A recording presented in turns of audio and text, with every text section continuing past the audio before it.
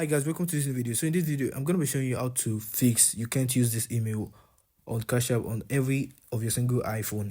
It's just a basic iPhone problem. So if you need a verified Cash App account, you can message me on WhatsApp. If you need a fully verified Cash App account, you can message me. BTC enabled Cash App, you can message me. So first and first, you go to your settings. Oh, I don't know.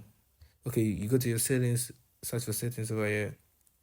As you can see, we are here in the settings. So you search for Cash App over here. Okay, as you can see, I haven't even typed it all. So you click on Cash App, then you click on this advanced option.